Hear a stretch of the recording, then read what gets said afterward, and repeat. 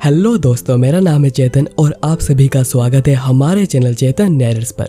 और आज हम फेट्स डे नाइट के एपिसोड 4 को एक्सप्लेन करेंगे, जिसका नाम है द स्ट्रॉन्गेस्ट एनिमी। एपिसोड के स्टार्टिंग में उस लड़की के सर्वेंट को देख रीन कहती है कि उसे हराया जा नहीं सकता है। फिर वो लड़की अपना नाम इलिया बताती है और उसका पूरा नाम है इलिया वॉन एंजबर्न। इलिया फिर कहती है कि इतना इंट्रोडक्शन काफी है क्योंकि तुम सभी लोग यहाँ पर मरोगे। और उसका सर्वेंट बजरकर सबसे पहले सैबर पर हमला करता है, तो सैबर भी आगे बढ़कर उस पर हमला करती है। पर बजरकर इतना बड़ा और ताकतवर था कि सैबर उससे दूरी बनाने लगती है और इलिया के पास पहुंच जाती है। पर बजरकर तभी उस पर हमला कर देता है, जिसकी वजह से सैबर एक इलेक्ट्रिक पोल से टकराती है। इलिया कहती है कि उसे अभी के अभी खत्म कर दो, पर सैबर बजरकर के हमले को डॉज करते हुए काउंटर करने की कोशिश करती है, पर वो फेल हो जाता है और उसका चेस्ट बहुत जोरों से दर्द होने लगता है, जो कि लैंसर के साथ फाइट की वजह से हुआ था।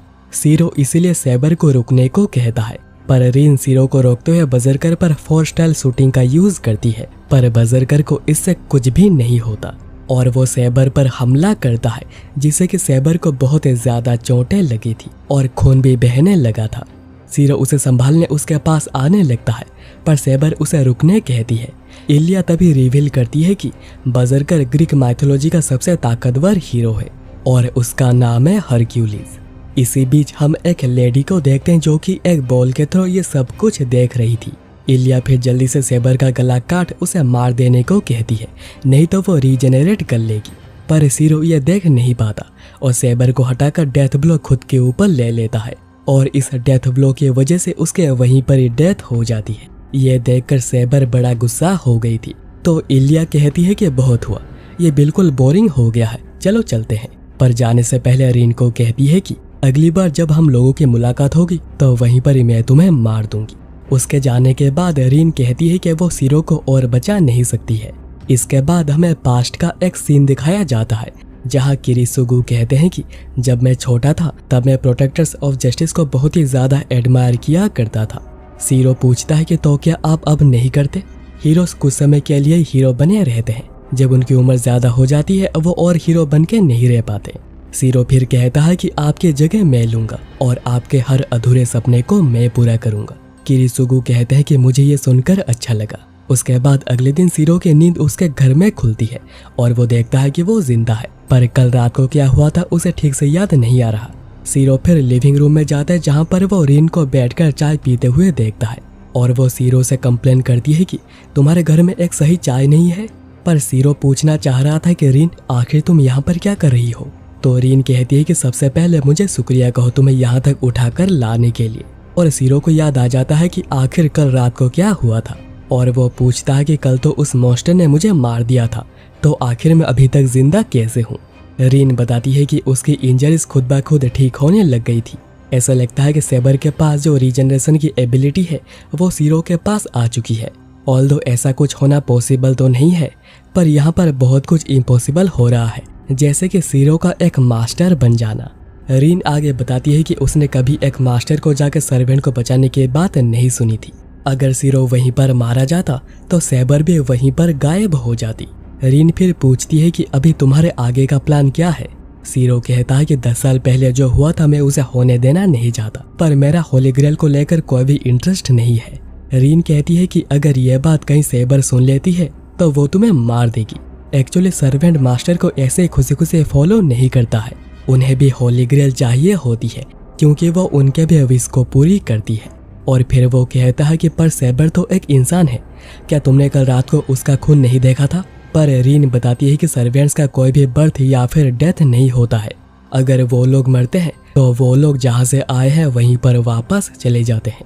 सीरो पूछता है कि अगर ऐसी बात है तो उन्हें एक दूसरे को मारने की क्या ही जरूरत है?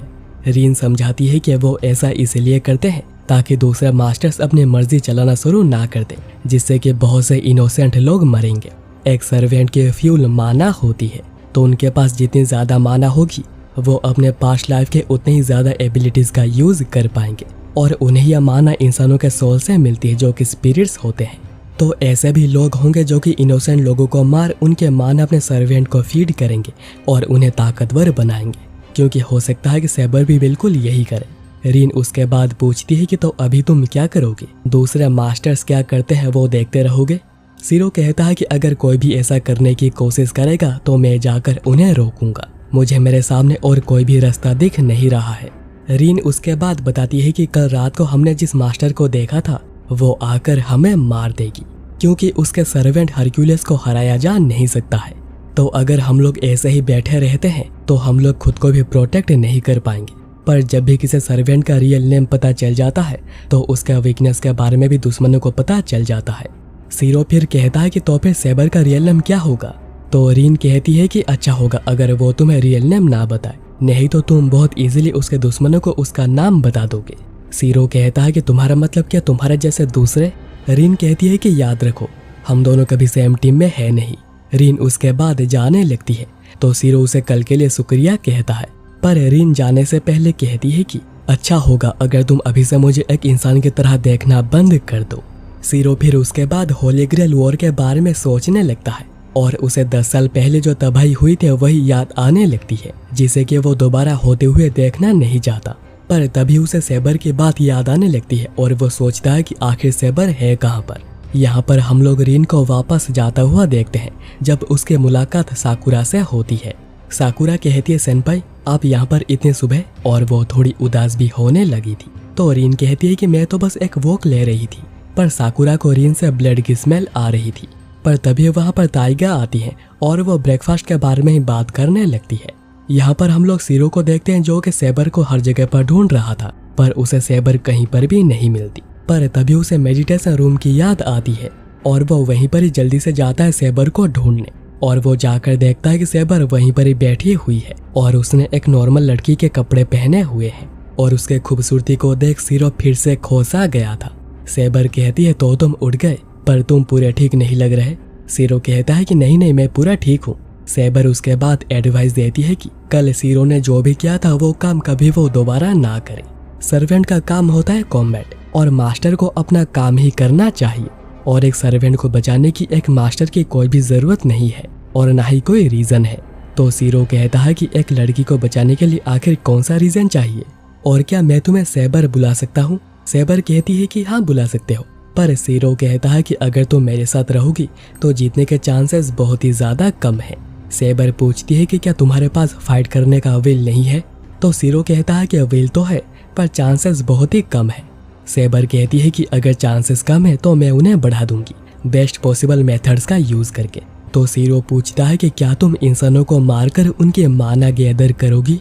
तो सैबर कहती है कि नहीं, ये एक नाइट के शपथ के खिलाफ जाता है। एक नाइट कभी भी किसी निहत्थे पर हमला नहीं करता है, पर अगर मेरे मास्टर ऐसा चाहेंगे तो मुझे करना पड़ेगा। पर मेरे प्राइड को कुचलने का प्राइज तुम्हें इनमें से एक मार्क को खोकर देना होगा। सीरो कहता है कि नहीं, मैं ऐसा कभी भी नहीं करूंगा और मुझे माफ कर दो, मैंने ना चाहते हुए भी तुम्हें इंसल्ट किया है। तो सैबर कहती है कि नहीं, मैं ही थी जो कि तुम्हारे शब्दों के पीछे के भावना को समझ नहीं पाई। और सीरो ये बात सुनकर बहुत खुश होता है और कहता है कि हमें अभी तक बहुत कुछ नहीं पता है, पर हम मिलकर पता लगाएंगे। और सैबर भी खुशी खुशी कहती है कि बिल्कुल।